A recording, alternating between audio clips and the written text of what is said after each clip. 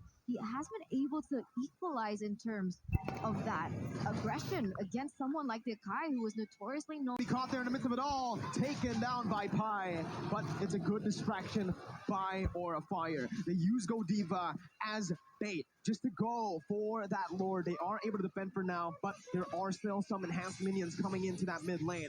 Udil definitely looking for a play again. Pi jumps in with a Black Dragon form, zoning the Aura members away, but there are no minions left in the mid lane. Good clear by Aura. High jumps in, Minnow and Fury only onto Pi. Silly Boy still in the midst of it all. Knockoff strike coming in onto two members. Nino jumps in with the damage, coming in with a torn apart memory onto Fluffy, but he's still able to survive. Meanwhile, Kabuki free hitting, but look at Pi again. Jumps in, Kabuki, this time with a win of nature, is able to survive. No one taken down in that skirmish. Oh, beautiful, beautiful play by Fluffy, being able to go in, cancel the Feather Airstrike, and walk out alive. Beautifully executed, and Aurafire still able to defend that inhibitor turret in that bottom side. Alter Ego Esports now, they're the ones in the back foot. They need to retreat as Aurafire have now gained the space that they initially lost. They have control over their own jungle, but once the neutral objective spawns again, Alter Ego will be attempting to do the same thing again and again. And honestly, Salibo here is the one that's playing a lot more flexible. If they see an opportunity, if they want to try and pick up Godiva or perhaps Fluffy, they can do so with a heavy spin, but otherwise, he can save it to try and protect Udil from any kind of engage potential from Godiva, Fluffy, and High. Now take a look at the items, and you already see the damage coming in from Fluffy with the Hunter Strike and the Bloodlust Axe. He has burst for the squishy members, but the tankier members will be pretty fine. And Udil, the main man with the Divine Gift, as we mentioned, he can clear waves, he can poke everyone out, and the cooldown is getting less and less. High again with the Black Dragon form. Nino dealing so much damage, and in the back, look at the heavy spin coming in. Kabuki, does he have the win of nature? That's the big question. Minnow and Fury onto Pi. Bennett as well. What? Pi didn't take any damage from the Bennett ult. Did it hit? It did hit. It hit him right on the head, but it did not deal damage because Pi was able to sustain. Where's the anti-regen? We'll have to see with the item when the items come back up, but now without the Black Dragon form, without the Feathered Airstrike, well, it's up again now. Aurafire trying to find something, but will they succeed?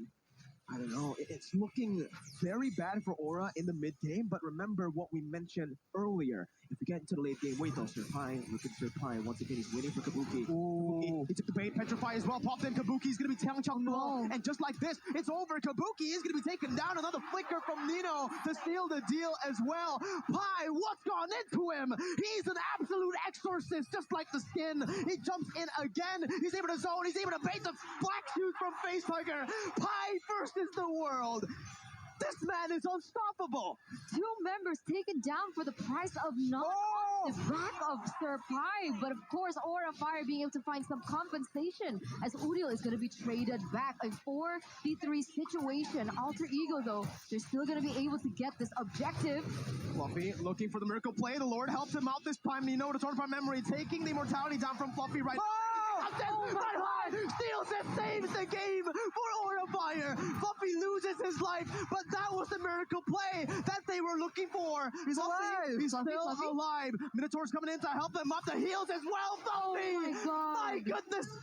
We have a game on our hands, ladies and gentlemen. He survived. That's insane. And now Aurafire, they've come back. They stay relevant into the game here. 18 minutes has already elapsed as Alter Ego's initial crazy gold lead has now been taken down a bit further. And we're going to see as it all collapses here in that mid side. Oh my God, what a game.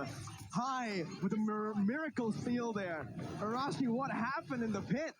I think the retribution from Sully Boy was just a bit too early, and the Lord was left with such a small sliver of HP. Aurafire was able to get it.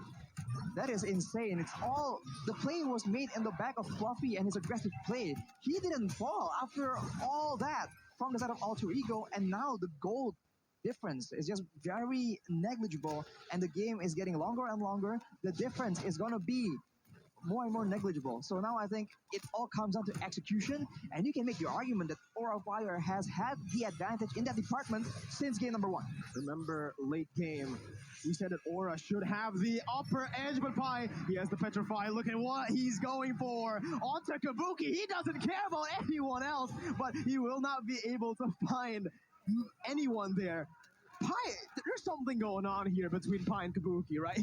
Every single time. Dragon form to take down Kabuki, it should be a fair fight for them. But in the previous team fight around that lore, it didn't seem like that was the case, as now we can take a little look into the damage dealt by Axe. 3 members from Alter Ego, Udil, Nino, and Sir Pai.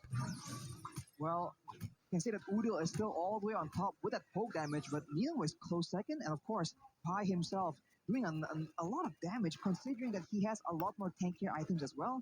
But the longer the game goes, the more difficult it's going to be, because Pai has had a huge advantage, but now Pai is the main target. He gets chance to half HP, but both teams will still be waiting without a neutral objective at hand. There's no reason for both teams to try and commit to a crazy fight. You can see how irrelevant Kabuki was as well, being even beneath Lilia, Facehugger. So you can see just how shut down Kabuki is in this particular game with a 1-3-1 KDA. Very different and distinct to Nino, who's sitting at 5-2-4 as well with the killing spree, as the BOD has also been unlocked for him.